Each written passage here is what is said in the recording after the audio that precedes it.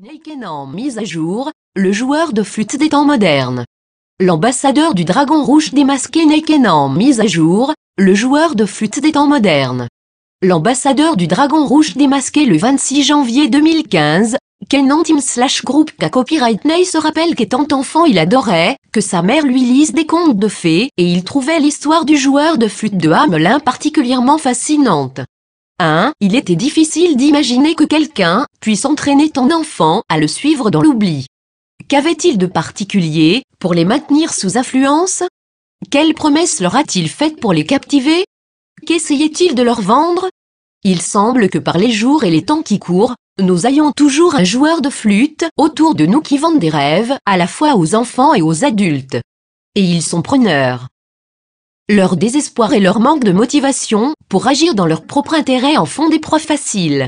Ils croient et poursuivent le rêve d'obtenir quelque chose sans contrepartie. Mais Ney aimerait vous faire entendre un autre air de musique, celui des flûtes qui réveillent, afin de vous éviter de tomber dans le précipice. Pendant des années, personne d'autre que Neikenan n'a mentionné le nom de « famille du dragon ». Nombreux sont ceux qui doutaient des affirmations de Ney que la famille, par elle-même, serait notre salut. Puis, dans beaucoup de cas, alors que tout partait à volo, tous ceux qui avaient nié l'existence de la famille du dragon ont fait des déclarations qu'ils avaient eux-mêmes des relations avec elle, tous à l'insu de la véritable famille du dragon. Lorsque Ney les a interrogés très récemment sur la famille / société du Dragon Rouge, on lui a conseillé de ne pas trop s'en préoccuper parce qu'elle était composée de renégats de Thaïlande et qu'ils n'avaient pas d'argent pour aider qui que ce soit. Les indices, il y a celui qui se présente lui-même comme l'ambassadeur de la famille du Dragon Rouge.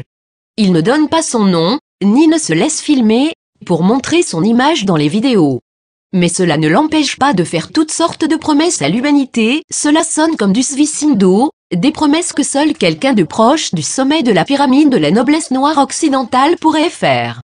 Mais ce n'est pas possible, pas vrai? La famille du Dragon Rouge est une machination de cet ambassadeur, mais il n'est de loin pas le seul à mener cette joyeuse poursuite avec ceux qui aimeraient le suivre. Il a déclaré ne pas être chinois, mais prétend représenter une famille chinoise. Il a dit qu'il ne savait même pas quand aurait lieu le Nouvel An chinois, une fête connue même par de nombreuses cultures orientales. L'ambassadeur émet de nombreuses prétentions le concernant ainsi que la famille du Dragon Rouge. Il a déclaré qu'il avait travaillé précédemment pour le M1, le supposé contrôleur financier désigné et signataire des comptes collatéraux mondiaux, et qu'il siège actuellement avec M1 et des banques. Il n'existe pas de M1 élu, ils sont désignés par l'Occident. Comment serait-ce possible s'ils représentent l'Orient? Il faut se rappeler que même Marco a été désigné et jamais confirmé. Il n'a jamais été un vrai M1 mais un représentant de la famille du dragon elle-même. Il y a beaucoup de représentants nommés par la famille, y compris le Dalai Lama, Nelson Mandela, qu'il était, la reine Béatrix et beaucoup d'autres. Selon l'ambassadeur, dans cette vidéo vers le repère des 4 heures, il y a beaucoup de familles, et au sommet se trouve le M1. Mais au-dessus de M1 se trouve un conseil et une entité juridique appelée les Intelligence Suprême ou l'Empereur, avec laquelle il se prétend lié par le sang, lignée familiale. Il se décrit lui-même comme l'alpha pour la partie oméga de la famille.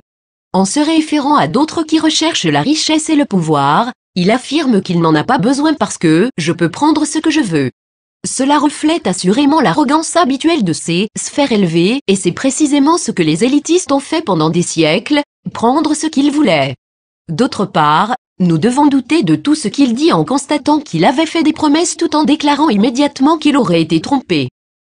Lors de sa toute première mission au profit des habitants du monde, il perd la balle et accuse les Rothschild.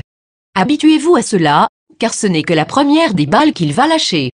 http://red-01//politique/2001/red-dragon-family-double-crossed-milon-freeze-2268226.html Comment les Rothschild ou n'importe qui d'autre peuvent-ils l'en empêcher s'il prétend être au sommet de la pyramide et être capable d'entrer dans les bunkers et se servir? C'est sa lignée qui contrôle la fonction de M1 voire au-dessus. Étudions les faits et découvrez avec plaisir la balade à laquelle nous vous convions. Il prétend représenter l'Orient, non l'Occident, c'est-à-dire ceux qui essaient de nous exterminer avec leurs poisons, leurs vaccins et leurs épandages chimiques aériens. En décrivant la hiérarchie générale de la famille à laquelle il appartient, l'ambassadeur mentionne dans cette vidéo, vers le repère 119-30, le pouvoir qui s'étend au Vatican, l'agent comptable de la guerre des obligations, à nouveau l'Occident, qui travaille pour la famille, au Pentagone, à nouveau l'Occident, qui est son bras armé, aux BRICS qui sont leurs branches politiques, et à la Chine qui est son autre branche. Cependant, les deux dernières branches sont douteuses. De telles connaissances révèlent quelqu'un qu'il y a une bonne notion des tentacules malveillants du pouvoir, qui se sont entremêlés autour de chaque domaine de ce monde. Ils possèdent une grande partie du monde, mais cela ne leur suffit pas. Pourquoi? Parce que nous, le peuple, leur faisons peur. C'est ainsi que cela fonctionne dans le système, le Vatican est le centre spirituel, la City de Londres le centre bancaire, et le Pentagone le centre militaire. Nous parlons bien de l'Occident. L'ambassadeur a raison en affirmant que le Pentagone est le bras armé de la famille du Dragon Rouge. En fait, il fait partie de l'élite occidentale, alias la Kabbale. Nay, l'Orient ne se réfère jamais au Pentagone comme étant une de ses branches, et vous n'entendrez jamais mentionner le Vatican en Orient. Gardez bien en tête que l'Occident a créé la Banque mondiale, la BRI, le FMI, et tout le système de la Réserve fédérale. Retournons au Crédit Union Bank que nous avions, elles étaient et sont toujours beaucoup plus sûres pour tous les gens concernés. Dans les vidéos qui ne présentent que la voix de l'ambassadeur, il parle sur un ton calme et aimable avec un accent représentatif d'une éducation européenne et peut-être d'un faux accent singapourien. Il est particulièrement habitué des domaines académiques de la spiritualité, ainsi que des besoins désespérés de l'humanité. Mais en face de tout ce discours éclairé et de ces propositions de changements mondiaux, il n'y a aucune action. Il prétend que le temps est venu pour arrêter 666, le chiffre de la bête, et se réfère à 555 comme étant une sorte d'émancipation pour le monde. Cependant, certains numérologues maintiennent que le 555 représente l'arrivée de la mort et de la destruction, la montée de l'Antéchrist. Toute la Kabbale connaît cela. L'ambassadeur prétend dans sa vidéo que la famille du Dragon Rouge a rencontré la famille, société, du Dragon Blanc, WDS, à de nombreuses reprises, mais prétend ne jamais avoir rencontré Benjamin Fulford. Cependant, Ben Fulford, qui est le porte-parole de la Société du Dragon Blanc, soutient le contraire, affirmant qu'il n'a jamais rencontré ou parlé à la famille du Dragon Rouge ou à l'ambassadeur, et niant que les deux parties se soient déjà rencontrées. Dans sa récente vidéo, vers le repère 23h40, l'homme choisi pour l'entretien avec l'ambassadeur du mouvement du Dragon Rouge, M. Ron Van Dyck, a posé la question sur un « village refuge », Escape Village, parce qu'il n'était pas au courant de cela. Ron n'était pas au courant, mais Dave Schmidt, qui s'était rendu à Hong Kong pour rencontrer la pseudo-famille du Dragon Rouge, était au courant de cela. Pourquoi n'avait-il pas dit à Ron que ce soi-disant village refuge existait? Pourquoi aurait-on évité de parler à Ron d'un sujet aussi important? Le secret semble être leur mode opératoire. L'ambassadeur a expliqué que le village refuge est une ville déconnectée de la grille, qui est construite en Asie pour abriter ceux qui seraient spécialement choisis pour mettre en œuvre des programmes humanitaires.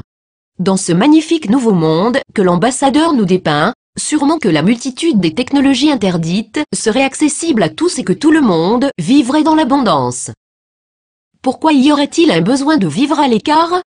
Tout en ne pouvant pas voir les yeux de l'ambassadeur, nous pouvons obtenir un aperçu de son caractère par l'abondant usage qu'il fait du mot « fondamentalement ». Cela pourrait indiquer que l'orateur n'a pas une idée précise de ce dont il parle mais veut que l'auditeur croit qu'il parle en termes basiques. Au fond, c'est de la daube. En professant de profondes convictions religieuses, l'ambassadeur voudrait-il nous amener sur le terrain de la croyance du royaume en nous dépeignant un monde sans structure fondée sur une religion? Peu probable. Toute religion mondiale unique imposée depuis le sommet de la pyramide ne signifierait certainement pas la liberté pour l'humanité. Les symboles qui le prouvent, agroglyphe emblème du Dragon Rouge. L'ambassadeur a attiré notre attention sur sa crête du dragon, un emblème censé représenter la montée du phénix, un symbole qui est lié à la noblesse noire européenne. Il a été conçu pour le mettre en scène et légitimer son mouvement du Dragon Rouge. Il prétend que cet agroglyphe est un signe, l'annonce du Dragon Rouge, alors qu'en fait durant des années des cercles agroglyphes similaires ont été habituellement attribués à l'influence maya.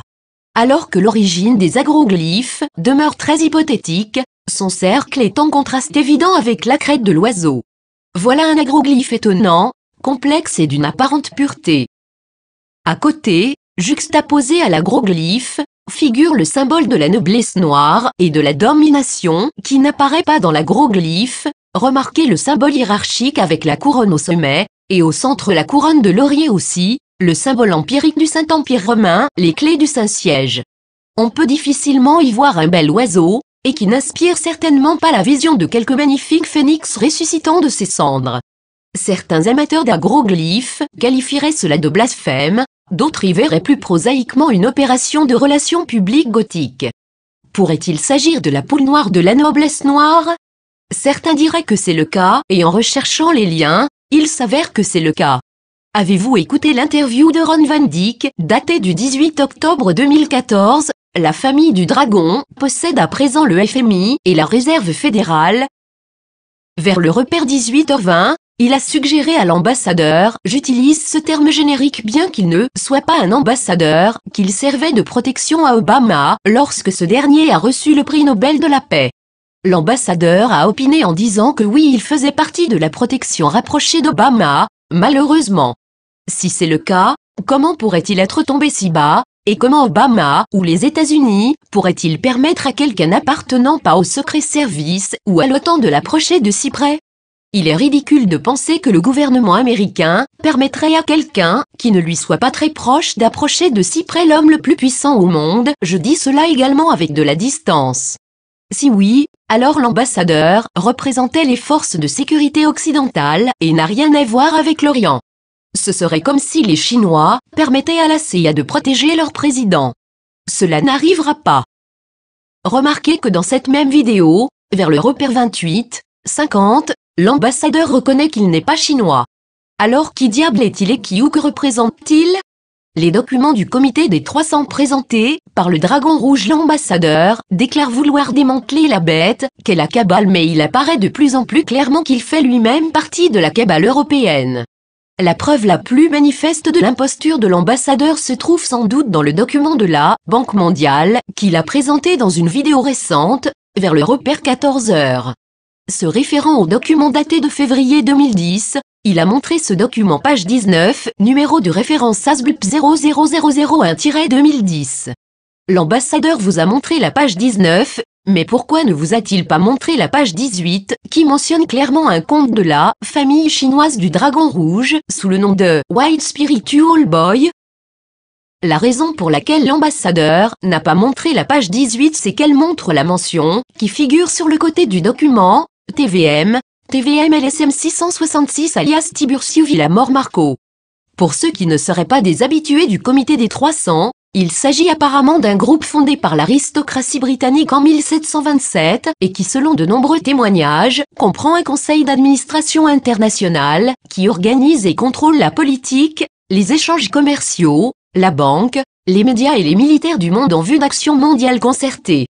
Pourquoi l'ambassadeur ne nous a-t-il pas montré la page 106 sur la vidéo, où le document porte la signature de la reine d'Angleterre et du groupe Banque mondiale? Remarquez la ligne au-dessus des signatures, validée et préparée par les signataires de l'aile droite du comité des 300 en ce 4e jour de février 2010 au siège de la Banque mondiale à Washington DC, qui est le Sir Wilfred et Sorin mentionné sur ce document? Le croiriez-vous, un expert en contrefaçon? Remarquez également l'absence de signature sous « Approuvé par ASM ». C'est là que le « roi » Anthony Santiago Martin, alias ASM, entre dans cette supercherie. Il n'y a jamais eu de roi des Philippines. Concernant ASM, à la page 19 apparaissant sur la vidéo vers le repère 16h15, l'ambassadeur a tenté d'expliquer qu'ASM était un autre client bénéficiaire. Ils reçoivent des fonds, il s'agit d'un autre code pour un membre de la famille.